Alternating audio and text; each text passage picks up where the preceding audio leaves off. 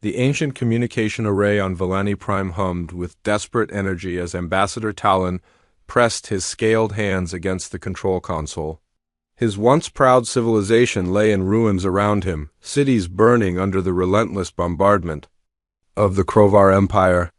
The towering spires that had reached toward the stars for millennia now crumbled into dust and ash. Tlen was the last of the High Council, the sole survivor of a governing body that had ruled the Villani people for over 10,000 years. His blue-tinted skin bore the scars of recent battles, and his golden eyes held the weight of watching his entire species face extinction. The Krovar had shown no mercy, no hesitation in their systematic destruction of every Villani world they encountered. The massive array before him represented the final hope of his people. Built by his ancestors using technology that even the Krovar feared to understand, it could broadcast across the entire galaxy. The power requirements were enormous, drawing from the planet's dying core, but Talon had no choice. His people needed help, and this ancient device was their only way to reach beyond the stars. With trembling fingers, he began to record his message. The words came slowly at first, then poured out like water from a broken dam. He spoke of the beauty his people had created, the peaceful worlds they had built, and the horror that had befallen them. He described the Krovar ships descending from the void like metal vultures, their weapons turning paradise worlds into lifeless rocks. The message was simple but heartbreaking. The Villani were dying, their children hunted through burning cities, their elders executed without mercy. They had never known war on this scale, had never imagined that such evil could exist among the stars. They needed help, needed someone to answer their call before the last of their kind fell silent forever. As Talon finished his recording, explosions shook the communication facility. Krovar ground forces had breached the outer defenses and were fighting their way through the underground tunnels. He could hear the distinctive whine of their energy weapons growing closer with each passing moment. His time was running out, the array powered up with a sound like thunder, its crystalline components glowing with brilliant white light. The energy surge could be felt throughout the facility as the message began its journey across the galaxy, traveling faster than light itself through dimensions that normal matter could not touch. Talon watched the power readings climb higher and higher until the very air around him began to shimmer with released energy. The message reached the edge of human space 3 days later, detected by the sensitive instruments aboard the outer Rim Defense Station. Communications Officer Blake Rodriguez had been monitoring the deep space frequencies when an unusual signal appeared on his screens. The transmission was unlike anything in the human databases, its complex harmonics suggesting an artificial origin from far beyond explored space. Blake stared at the readings in amazement. In all his years of monitoring space communications, he had never seen anything like this. The signal was clearly intelligent, clearly artificial, but it came from a direction where no human colonies existed. His hands moved quickly across the controls, recording every detail of the transmission while simultaneously alerting his superiors. Admiral Victoria Stone arrived at the communications center within minutes of receiving Blake's urgent report. She was a veteran of the Mars Independence War and the Jupiter mining conflicts, a woman who had seen humanity's worst and best moments among the stars. Her steel-gray hair was pulled back in a regulation bun, and her weathered face bore the scars of a life spent defending human space from pirates and raiders. The Admiral studied the transmission data with growing amazement. The signal was definitely artificial, definitely intelligent, and definitely from an alien source. After centuries of searching the stars, humanity had finally received proof that intelligent life existed beyond Earth, but as Dr. Marcus Webb began the delicate process of decoding the alien language, it became clear that this first contact was not the peaceful meeting that scientists had always imagined. Dr. Webb was Earth's leading expert in theoretical xenobiology, a brilliant man who had spent his career preparing for exactly this moment. His dark eyes blazed with excitement as he fed the alien transmission through his most advanced translation programs. The language was unlike anything human linguists had ever encountered, but certain mathematical concepts provided a foundation for understanding. As the first rough translations appeared on his screens, Dr. Webb's excitement turned to horror. The message was not a greeting or an invitation to peaceful contact. It was a desperate plea for help from a dying civilization, a species facing complete extinction at the hands of genocidal conquerors called the Krovar Empire. The decoded message painted a picture of systematic extermination that made humanity's worst wars seem like minor disagreements. Entire worlds had been turned to glass, billions of innocent beings murdered simply for existing in the path of Krovar expansion. The Villani had never known such violence, had never imagined that such evil could exist among the stars. Captain Elena Vasquez received her orders within hours of the message's translation. Her ship, the TCS Retribution, was humanity's most advanced warship, equipped with experimental weapons and faster-than-light drives that pushed the boundaries of known physics. She had commanded the vessel through 3 major conflicts, earning a reputation as one of humanity's most capable military leaders. The Retribution was unlike any ship that had come before it. Built in the orbital shipyards above Mars, it incorporated lessons learned from centuries of human warfare. Its armor could withstand direct hits from nuclear weapons. Its weapons could crack asteroids in half. And its crew had been trained to fight in the harsh vacuum of space where only the strongest survived. Admiral Stone stood in the command center of the defense station, watching as her most powerful ships prepared for immediate departure. Battle Group Omega represented the pinnacle of human military technology, 30 warships that could face any known threat in human space.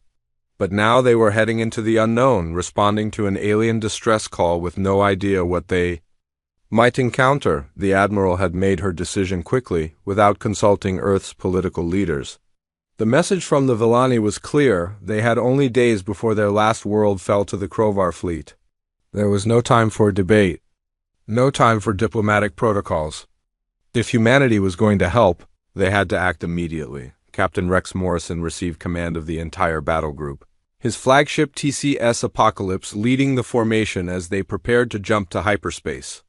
Morrison was a legend among human military circles, a man who had never lost a battle and never abandoned those under his protection.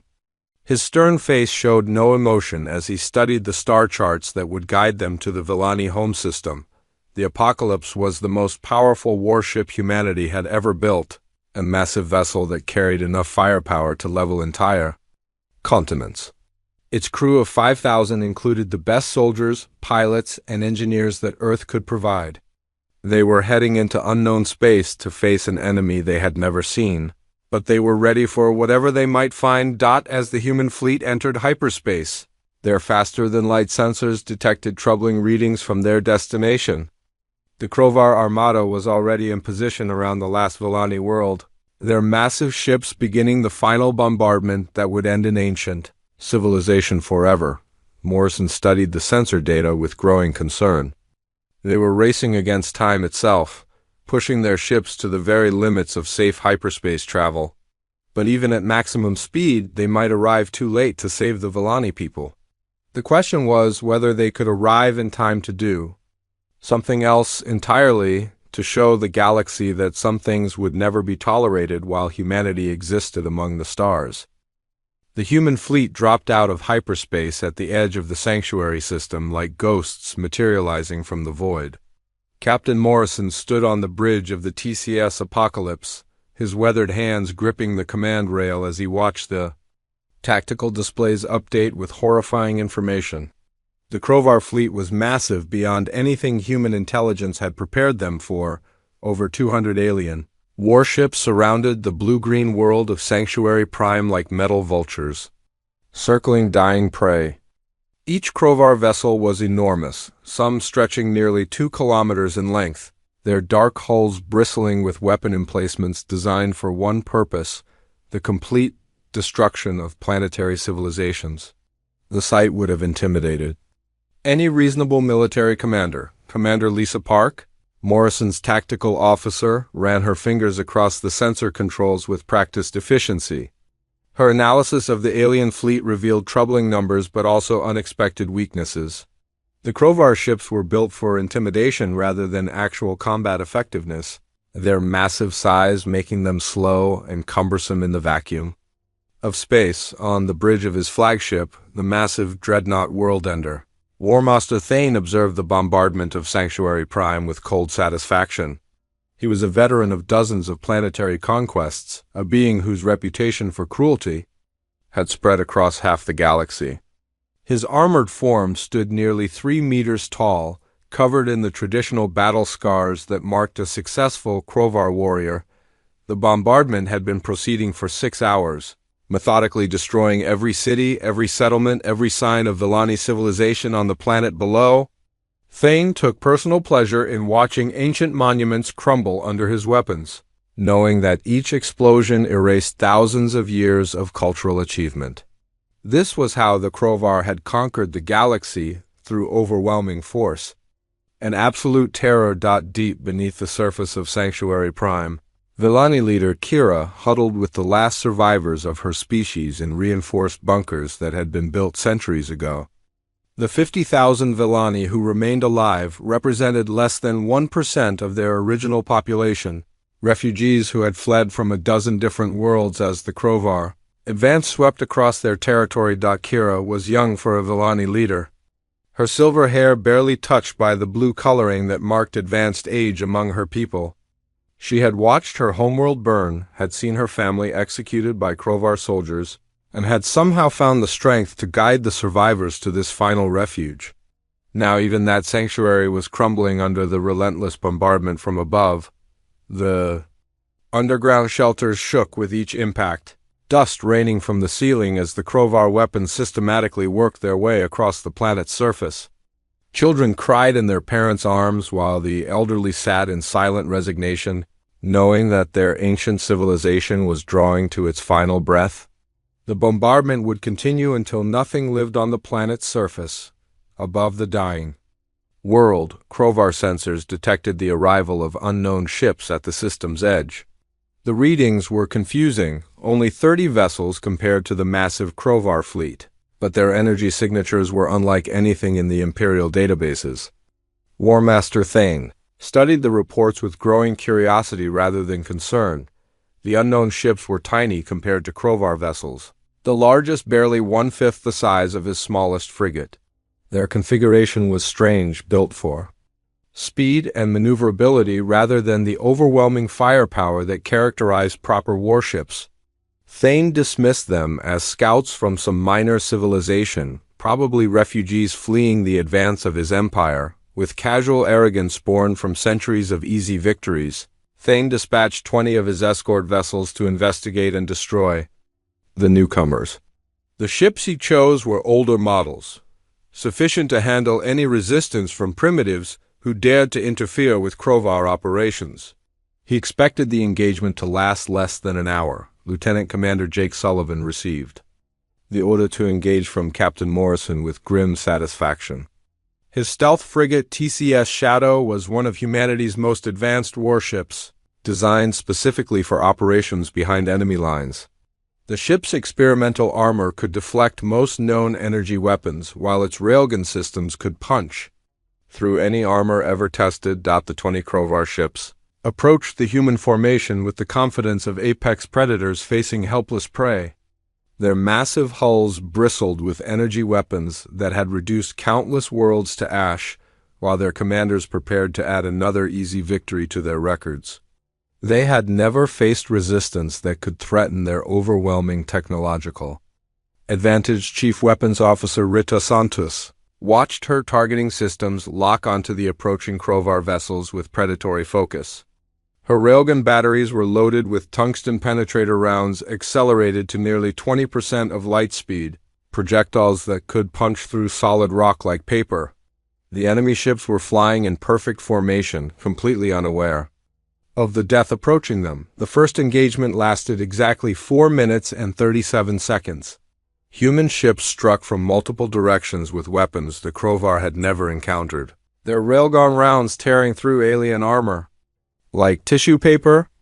The Krovar energy weapons, designed for planetary bombardment, proved woefully inadequate against ships built to survive the harsh realities of interstellar warfare. Commander Park monitored the battle from the Apocalypse's command center, watching with professional satisfaction as human tactics proved devastatingly effective. The Crowbar ships were powerful but slow, designed for fighting defenseless targets rather than opponents who could strike back. Their massive size, which should have been an advantage, made them perfect targets for human precision weapons. One by one, the Crowbar scout ships died in brilliant explosions that lit up the void of space. Their crews, trained for centuries to terrorize helpless civilians, had no experience fighting an enemy that struck back with overwhelming force. The aliens who had conquered half the galaxy through fear and intimidation discovered what it meant to face opponents who refused to be intimidated. War-Master Thane stared at his tactical displays in shocked disbelief as 20 of his ships vanished from the sensors in less than 5 minutes. The small alien fleet had not only survived his scout force, but had completely destroyed it without suffering a single casualty. Such a thing was impossible according to everything he knew about warfare. The intercepted communications that Dr.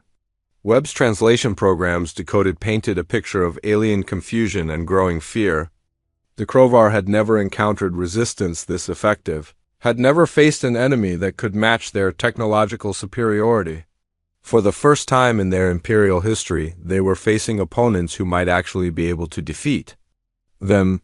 Thane's rage at the loss of his ships was matched by his growing realization that these newcomers represented something unprecedented. Their weapons were more advanced than anything in the Crowbar arsenal, their tactics more sophisticated than any civilization the Empire had encountered. They fought with a precision and ruthlessness that even impressed a veteran warrior, the War Master's first instinctive response was to crush these impudent aliens with overwhelming force. He had over 180 ships remaining, surely enough to overwhelm 30 enemy vessels regardless of their technological advantages. The entire Crowbar fleet began moving toward the human formation, their massive engines glowing with barely contained power. Captain Morrison watched the alien fleet approach with calm professional interest. His tactical analysis had confirmed what he suspected from the beginning. The Crowbar were bullies who had grown fat and lazy from centuries of fighting defenseless opponents. They had never faced an enemy prepared to fight back with equal or superior technology. The human captain opened a communication channel to Admiral Stone back at the defense station, his voice carrying across the light years that separated them. The message was brief but carried implications that would reshape the balance of power throughout the galaxy. Morrison's words were simple but pregnant with menace. The captain reported that the Crowbar Empire had revealed itself to be exactly what the Villani message had described: genocidal monsters who preyed upon the innocent and defenseless. But they had made a critical error in their calculations. They had assumed that all species in the galaxy were as helpless as their previous victims. They were about to learn the price of that assumption. As the full Crowbar fleet advanced on the human battle group, Morrison's final transmission to Earth carried a chilling promise. His ships were not at Sanctuary Prime to rescue refugees or evacuate survivors. They had come to deliver a message that would echo across the galaxy for generations to come, a message about what happened when genocidal empires encountered humanity among the stars. The full Crowbar fleet moved through space like a metal storm, their massive ships arranged in the traditional battle formation that had conquered 100 worlds. War Master Thane commanded from the bridge of his dreadnought Worldender, confident that his 180 remaining vessels would crush these impudent aliens who dared to challenge Crowbar supremacy. The loss of his scout force was merely an inconvenience. Thane studied his tactical displays with the cold calculation of a predator. His fleet contained enough firepower to crack moons in half, weapons that had turned entire star systems into lifeless wastelands. These newcomers might have superior technology, but they were outnumbered 6-1. No civilization in galactic history had ever overcome such overwhelming numerical superiority. Captain Morrison watched the approaching Crowbar armada from the command deck of the TCS Apocalypse, his expression calm despite the impossible odds. His 30 ships were arrayed in a three-dimensional combat formation that no Krovar commander had ever encountered, each vessel positioned to maximize their advanced weapons while minimizing their exposure to enemy fire. Commander Park's tactical analysis painted a clear picture of both opportunity and danger. The Krovar ships were indeed massive and heavily armed, but their formations were designed for intimidation rather than combat efficiency. They flew in tight groups that would maximize damage from human area effect weapons, while their slow speed made them perfect targets for precision strikes. The human fleet had been built according to principles learned from centuries of warfare on humanity's harsh homeworld.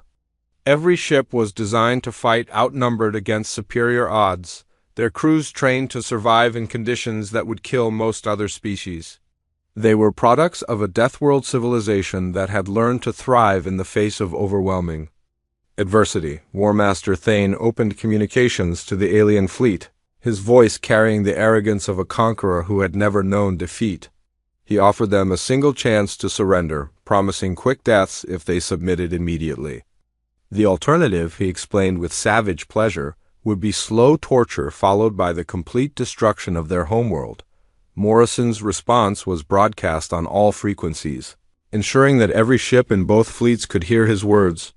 His voice was steady and cold as ice, carrying the weight of humanity's collective anger at what they had witnessed. The human captain's message was brief but carried implications that would echo across the galaxy. The captain informed Thane that humanity had received the Villani distress signal and had come not as conquerors but as protectors. They had witnessed the evidence of Krovar genocide, had seen the burned worlds and murdered civilizations. The empire that had spread terror across the galaxy for centuries was about to learn what terror truly meant. The battle began with a coordinated human strike that defied everything the Krovar understood about space warfare. Human ships moved in perfect synchronization, their advanced drives allowing maneuvers that seemed to violate the basic laws of physics. They struck from above, below, and from all sides simultaneously, their weapons finding gaps in Krovar formations that the aliens didn't even know existed. Captain Torres commanded the destroyer TCS Nemesis with the skill of a master artist, leading her squadron through the Krovar fleet like wolves among sheep. Her ship's railgun batteries fired continuously, each shot precisely targeted to cause maximum damage to critical systems. The aliens' massive size, meant to intimidate, made them impossible to miss. The Krovar energy weapons, designed for planetary bombardment, proved woefully inadequate against ships that had been built to survive in the vacuum of space. Human vessels danced between the slow-moving alien beams, their advanced armor deflecting shots that would have vaporized lesser ships. The technological gap was becoming apparent with each passing minute. Colonel Sandra Hayes led the first boarding action in human military history, her Marines equipped with powered armor that turned them into walking tanks. The Krovar had never faced opponents who could survive in hard vacuum, who could fight hand-to-hand combat in the corridors of damaged spacecraft. Their shock troops, trained to terrorize civilians, were helpless against professional soldiers. The Marine assault on the Krovar heavy cruiser Bloodfang lasted 18 minutes from breach to surrender. Hayes and her troops moved through the alien ship like a force of nature, their advanced weapons cutting through Krovar battle armor as if it were cloth. The aliens who had spread fear across the galaxy discovered what it meant to face humanity's finest warriors on Sanctuary Prime. Kira watched the impossible battle unfold through the sensors in her underground shelter.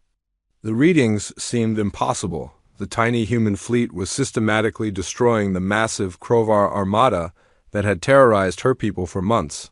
Dr. Neal, the Villani chief scientist, stared at his instruments in amazement as ship after ship vanished from the Krovar formation. The Villani had been a peaceful species for thousands of years, knowing war only as an abstract concept from their ancient history. They had never imagined that warfare could be conducted with such precision and overwhelming effectiveness. These humans fought with a combination of advanced technology and tactical brilliance that defied everything they understood about combat. War Master Thane felt the first stirrings of an emotion he had not experienced in centuries: fear. His massive fleet was being picked apart by an enemy that seemed to anticipate his every move. Human ships appeared where they should not be able to exist, struck with weapons that penetrated armor designed to withstand anything in the known galaxy. The Krovar commander's tactical displays showed a nightmare scenario unfolding around him. Nearly 40 of his ships had been destroyed or disabled in the first hour of combat, while the human fleet remained virtually intact. His weapons could not penetrate their armor. His ships could not match their speed, and his tactics were useless against opponents who refused to fight according to established rules. The turning point came when the TCS Retribution, commanded by Captain Vasquez, executed a maneuver that should have been impossible. The human ship materialized inside the Krovar formation through what appeared to be a short-range hyperspace jump, its weapons firing at point-blank range into the engines of 3 heavy cruisers simultaneously. As Krovar ships began fleeing the battle, the true nature of human warfare became apparent. Morrison's fleet did not allow defeated enemies to escape and regroup. They hunted down fleeing vessels with cold efficiency, their faster ships running down alien stragglers like wolves chasing deer. No ship that had participated in genocide would be allowed to survive, Thane's communications officer, Sub-Commander Vex, reported increasing panic throughout the Krovar fleet. Ships were abandoning formation, their commanders more concerned with escape than maintaining military discipline. The Iron Order that had held the Empire together for centuries was cracking under pressure from an enemy they could not understand. The War Master realized that he faced a species unlike any other in the galaxy. These humans did not fight for territory or resources. They fought with the cold fury of judges executing sentence on the guilty. Every shot was precisely aimed, every maneuver calculated for maximum effect. They were not warriors, they were instruments of justice. As his fleet continued to disintegrate around him, Thane received intelligence reports that made his blood freeze. Long-range sensors had detected additional human fleets moving throughout Krovar space, striking at Empire outposts and military installations. This was not a rescue mission, it was the beginning of a systematic campaign of retribution. The battle for Sanctuary Prime ended 12 hours after it began, with over 60% of the Krovar fleet destroyed and the remainder fleeing in disorder. Morrison's ships had suffered minimal damage, their superior technology and tactics proving devastatingly effective against opponents who had grown complacent through centuries of easy victories. Captain Morrison received a priority transmission from Earth as his crews worked to secure captured Krovar vessels. Admiral Stone's voice carried across the light years with news that would reshape the balance of power in the galaxy. Human scout ships had located 47 Krovar-occupied worlds, and the President had authorized the largest military operation in human history. The Admiral's words were carefully chosen but carried unmistakable menace. Morrison's battle group was no longer operating as a rescue mission to save the Villani people. They had become the advance force for humanity's first interstellar war, a conflict that would determine whether genocide would continue to be tolerated. Among the stars. As Morrison acknowledged his new orders, he looked out at the stars surrounding Sanctuary Prime and felt the weight of history settling on his shoulders. Humanity had announced its presence to the galaxy not as explorers or traders, but as the species that would hold the line against those who preyed upon the innocent.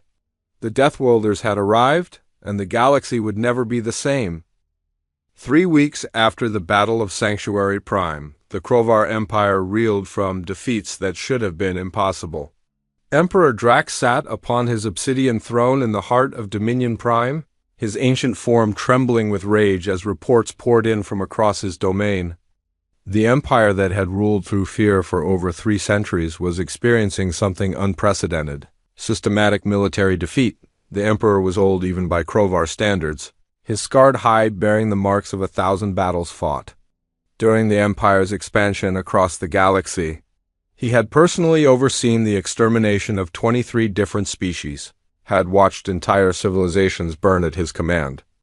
Never in his long life had he encountered resistance that could challenge Krovar supremacy. Admiral Morrison, recently promoted after his victory at Sanctuary Prime, coordinated the human offensive from his new flagship, the TCS Extinction Event. The massive vessel represented the pinnacle of human military engineering, its hull incorporating lessons learned from captured Krovar technology while maintaining the speed and maneuverability that had made human ships so devastatingly effective. The human fleet had grown beyond Morrison's original battle group to include specialized vessels designed for different aspects of interstellar warfare. The stealth carrier TCS Silent Death, commanded by Captain Zoe Murphy, could deploy fighter squadrons deep behind enemy lines. The heavy assault ship TCS Ragnarok under Captain David Kim carried enough firepower to level continents. 12 different Krovar colonies had fallen to human attacks, each engagement following the same pattern. Human ships would appear without warning, their advanced sensors having mapped Krovar positions days in advance.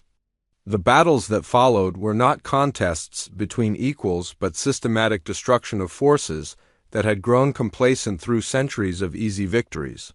Commander Hayes worked tirelessly on the liberated world of Villani Minor, transforming the bombed ruins of alien cities into humanitarian aid stations. The human Marines who had proven so deadly in space combat showed unexpected gentleness as they helped Villani survivors rebuild their shattered lives.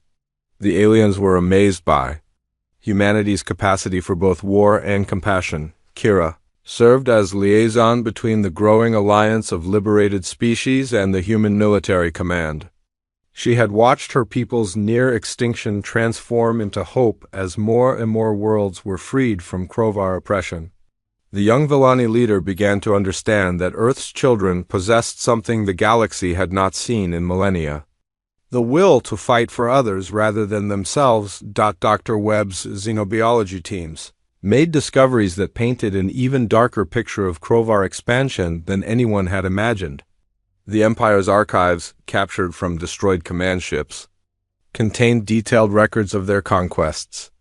23 different species had been completely exterminated over the past 1,000 years, their entire civilizations erased from existence. The systematic nature of Krovar genocide became apparent as human analysts studied the captured data.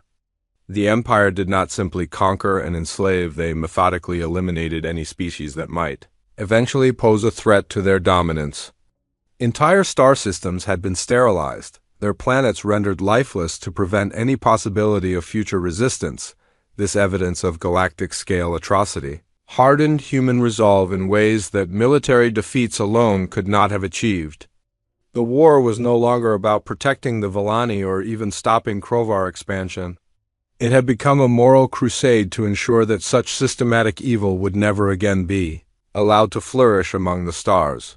Emperor Drax faced a crisis that threatened the very foundations of his empire.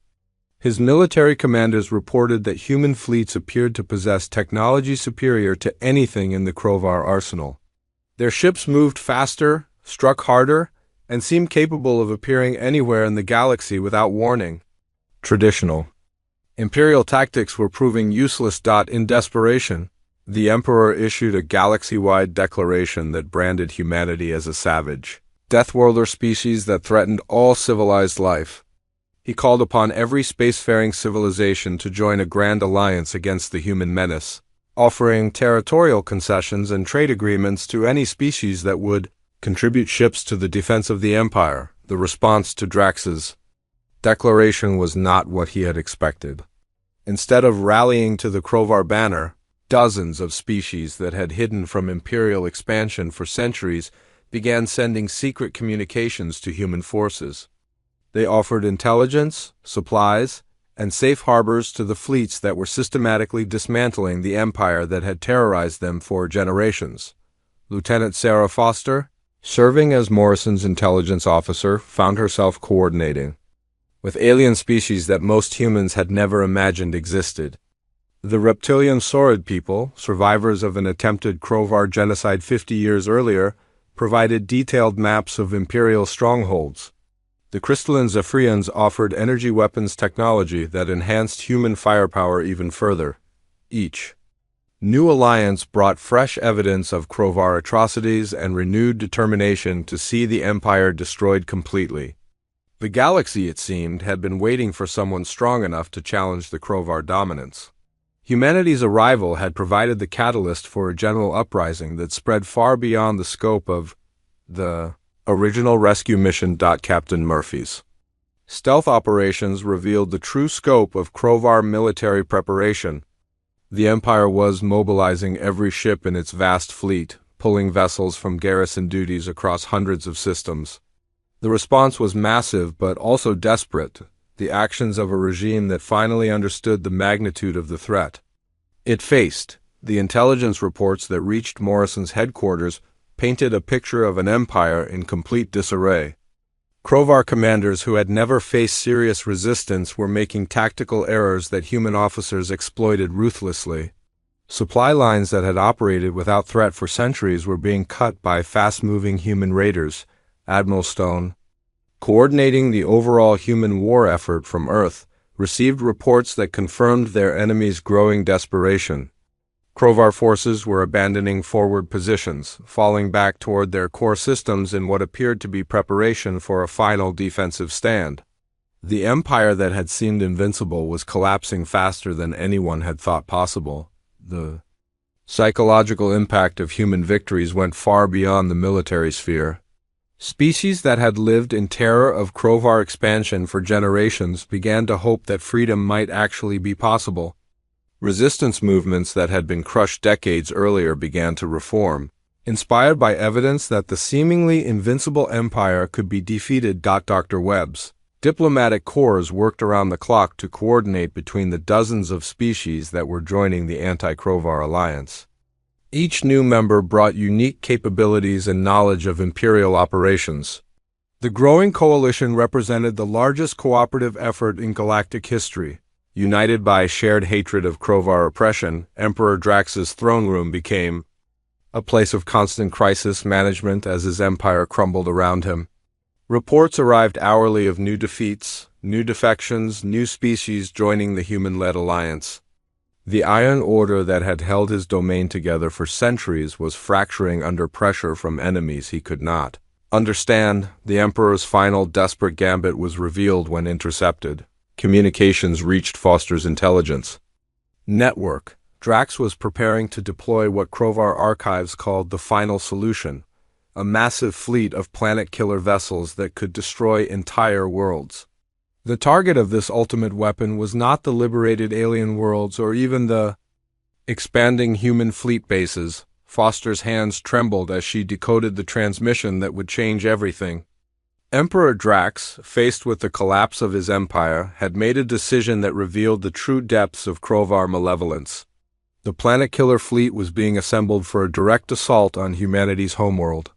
The empire that had built its power on genocide was preparing to attempt the ultimate act of revenge. The intelligence reached Morrison's flagship within hours, transmitted through the network of allied species that now spanned half the galaxy. The Admiral stared at the tactical projections in grim silence, understanding the implications immediately. The war that had begun as a rescue mission for the Villani had become a race to prevent the complete destruction of Earth itself. As Morrison's communications officer established contact with Admiral Stone back on Earth, the full magnitude of the crisis became apparent. The Krovar Empire, rather than accept defeat, was preparing to demonstrate why they had remained the galaxy's dominant power for so long. The planet killers were already moving toward human space, carrying enough firepower to crack worlds like eggs. The final phase of the war was about to begin, and the stakes could not be higher. Humanity had announced its presence to the galaxy as protectors of the innocent, but now their own survival hung in the balance. The Deathworlders who had answered an alien distress call would face their greatest test in the space above their own homeworld. The news of the Krovar threat to Earth triggered the largest military mobilization in human history. Every orbital shipyard from Mercury to Pluto worked around the clock, producing vessels at a rate that strained the solar system's industrial capacity. Admiral Stone commanded the assembly of the combined fleet from her flagship TCS Terra's Wrath, a massive operation that brought together over 400 ships, representing every nation on Earth. The combined fleet was unlike anything humanity had ever assembled before. Sleek destroyers from the European Space Coalition flew alongside heavy cruisers from the American Star Navy, while Japanese stealth frigates coordinated with Russian battleships. National rivalries that had divided Earth for centuries were set aside in the face of an existential threat to their entire species. Admiral Morrison arrived from the outer systems with his veteran battle groups, their hulls scarred from weeks of continuous combat against Krovar forces. These ships and crews had learned how to fight the Empire through bitter experience, knowledge that would prove invaluable in the coming battle. Morrison transferred his flag to the new Super Dreadnought TCS Apocalypse, designed specifically to face the planet-killer vessels. The human fleet did not travel alone toward the final confrontation. Representatives from 17 different alien species had joined the Armada, their ships integrated into the massive formation that stretched across thousands of kilometers of space. Kira commanded a squadron of rebuilt Volani vessels, their elegant designs hiding weapon systems that combined alien technology with human engineering. Captain Nex of the reptilian saurid species brought his people's knowledge of Krovar tactics gained through 50 years of guerrilla warfare. The crystalline Zephyrians contributed energy shields that could deflect planet-killer beams, while the insectoid hive minds provided swarm fighters that could overwhelm enemy point defenses. Each species brought unique capabilities to the growing alliance. Dr. Webb served as chief diplomatic officer for the unprecedented coalition, coordinating between dozens of different species that had never worked together before. The challenges were immense: different atmospheric requirements, incompatible communication systems, and tactical doctrines that had evolved on worlds with completely different physics. Yet somehow the Alliance held together. The massive fleet that emerged from human space toward Krovar territory represented more than just military might. It was a statement that the galaxy had found unity in the face of ultimate evil. That species which had hidden in fear for centuries were finally ready to stand together against their oppressors. The sight of so many different ships flying in formation was unprecedented in galactic history. Emperor Drax waited at the edge of Krovar space with his own unprecedented fleet. Over 800 vessels, including 12 planet-killer dreadnoughts capable of cracking worlds like eggs. The massive ships were ancient weapons of terror, each one carrying enough firepower to sterilize entire solar systems. They had been built for one purpose: to ensure that no species could ever challenge Krovar dominance. The planet killers were monstrous vessels, each one stretching over 5 kilometers in length and bristling with weapons designed to penetrate planetary cores. Their dark hulls absorbed light like black holes, giving them an aura of menace that had broken the will of countless civilizations. No fleet in galactic history had ever successfully engaged such weapons and survived. The Emperor himself commanded. From the Super Dreadnought Galaxy's End, a vessel that had personally overseen the destruction of 11 different homeworlds. Its bridge was decorated with trophies taken from extinct civilizations, reminders of the price paid by those who dared to oppose the Empire. Drax intended this to be the final battle that would establish Krovar supremacy forever. The two fleets met in the void between star systems, far from any inhabited worlds that might be caught in the crossfire. The engagement that followed would be recorded as the largest space battle in galactic history, with over 1,200 ships participating in a conflict that would determine the future of countless species across the galaxy. Commander Park, now serving as Morrison's chief strategic coordinator, managed the complex battle plan that utilized the diverse capabilities of each allied species. The Volani provided advanced sensor networks. The Saurids offered stealth technology, and the Zephyrians contributed energy weapons that could penetrate Krovar armor. Each species fought according to their strengths while covering the weaknesses of their allies. The battle began with long-range exchanges between the massive fleets, weapons fire lighting up the void like artificial stars. The Krovar planet killers unleashed their devastating primary weapons, beams of energy that could vaporize continents, but the Allied fleet scattered in three-dimensional formations that made such massive weapons difficult to target effectively. Human ships led coordinated strikes against the planet-killer escorts, their superior speed and maneuverability allowing them to penetrate the Krovar defensive formations. Captain Torres commanded a squadron of destroyers that danced between enemy ships like deadly ghosts, their railgun batteries punching through armor that had seemed impenetrable just months before. The Krovar discovered that their traditional tactics were useless against opponents who refused to fight according to established rules. The Allied fleet attacked from every direction simultaneously, using the vacuum of space itself as a weapon. Ships appeared where they should not exist, struck from impossible angles, and vanished before return fire could find them. Colonel Hayes led the most desperate mission of the entire war, a direct boarding assault on the planet-killer Worldbreaker. Her Marines, equipped with the most advanced powered armor humanity could produce, fought their way through corridors designed for beings twice their size. The Krovar crew, trained to operate massive weapons, proved helpless in close combat against professional soldiers. The turning point came when Morrison led a concentrated attack on Emperor Drax's flagship, the Galaxy's End. The ancient vessel was the symbol of Krovar power. Its destruction would break the Empire's will to continue fighting. Human ships struck in perfect coordination. Their weapons focused on the massive dreadnought's critical systems. The battle for the Galaxy's End became a ship-to-ship combat nightmare as human marines fought through corridors filled with the trophies of extinct civilizations. Hayes personally led the assault on the bridge, her powered armor deflecting energy weapons while her squad's advanced firearms cut through Krovar battle gear like paper.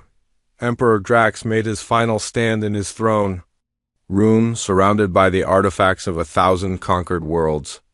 The ancient being who had ruled through terror for centuries faced his executioner with defiant pride, even as his empire crumbled around him. His final words were a curse upon all who dared to challenge the natural order of the galaxy. Hayes ended the Krovar Empire with a single shot from her sidearm, the Emperor's death broadcast across the battlefield on all frequencies. The symbol of galactic tyranny that had terrorized countless species for over 3 centuries died not in glorious combat, but as a war criminal facing justice for crimes against entire civilizations. The Krovar fleet's resistance collapsed with their Emperor's death, ship after ship surrendering or fleeing as the reality of defeat became undeniable. The empire that had seemed invincible was revealed to be nothing more than a facade of fear, held together by one ancient tyrant's will. Without their absolute ruler, the Krovar military machine simply fell apart. Morrison's response to requests for terms of surrender was broadcast across the entire galaxy, ensuring that every species would hear humanity's message. The human admirals. Words were simple but carried implications that would reshape interstellar politics for generations to come. There would be no negotiated peace, no compromise with genocide. The human fleet had not come to conquer or claim territory for themselves. They had come to ensure that systematic evil would never again be allowed to flourish among the stars.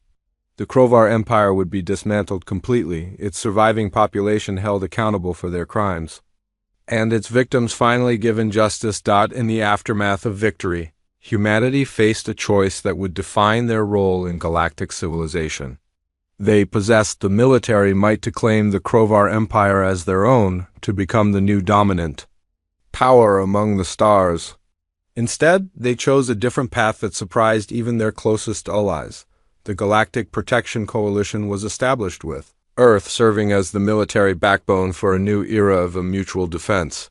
Humanity would provide the strength to ensure that no species could ever again face genocide alone, while their alien allies contributed the diversity of knowledge and culture that would make the galaxy truly civilized. Admiral Morrison received the final transmission of the war from the edge of explored space, another distress signal from an unknown species facing extinction at the hands of aggressive neighbors. His response was immediate and uncompromising.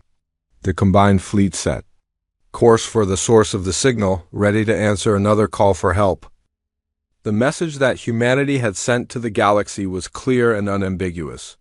The Deathworlders had arrived, and they would stand guard against the darkness that lurked between the stars. Any species that chose genocide as a tool of policy would face the combined might of the coalition, led by beings who had learned to fight in the harsh crucible of a world that bred warriors. The galaxy had found its protectors, and the age of unopposed tyranny was finally over.